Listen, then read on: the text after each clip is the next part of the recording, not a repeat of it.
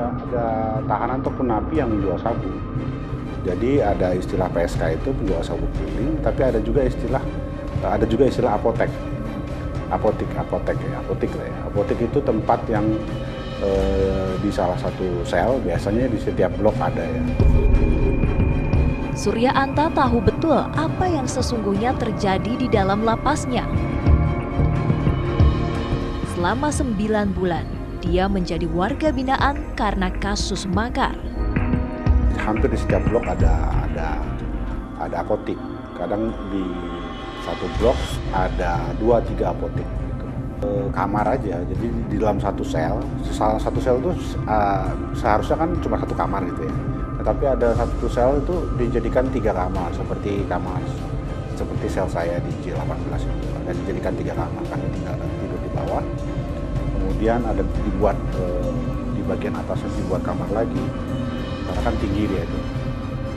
Dibuat 2 kamar lagi, dan kamar paling belakang di atas kamar mandi dijadikan kamar apotik.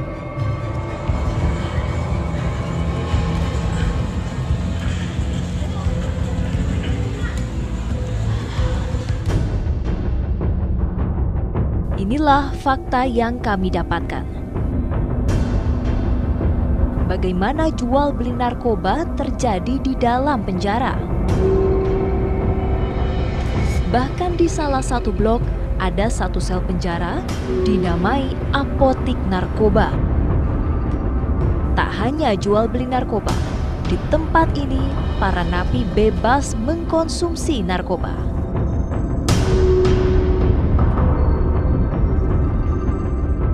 Atas alasan keamanan narasumber, kami menutup wajah dan identitas narapidana.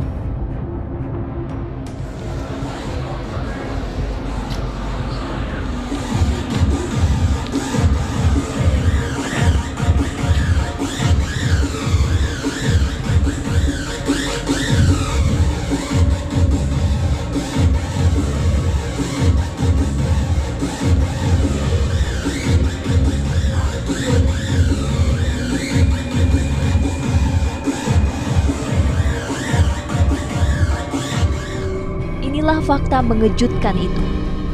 Di salah satu sel penjara di bilangan Jakarta ini, para narapidana justru bebas menggelar pesta narkoba. Sel yang disulap menjadi apotik narkoba ini selalu ramai pengunjung. Ruangan selnya pun dihias guna menghidupkan suasana.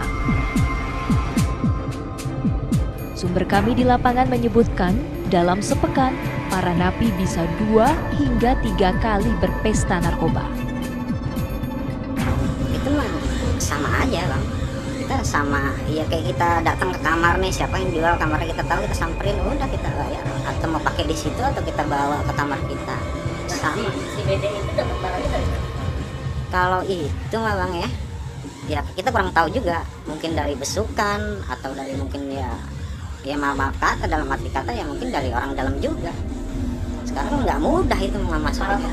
Ya oknum, nggak ada oknum. Seorang mantan narapidana membenarkan adanya apotik narkoba itu di dalam lapas. Demi alasan keamanan, identitas narasumber kami samarkan. Ini kamar kita kalau mau beli sebelah megang, kita tinggal ke sebelah aja. Mau pakai iya ke blok lain, biasanya ke blok A atau ke blok B. Susah bang kalau pemakai itu buat berhenti total itu susah. Jadi butuh proses, butuh waktu. Emang kita kembali ke diri sendiri juga sebenarnya. Makanya yang dibilang orang masuk itu nggak ada yang kapok. Dia masuk lagi udah biasa kan, dia pikir di dalam juga ada. Nggak ada bedanya, cuman bedanya kita nggak bisa keluar aja.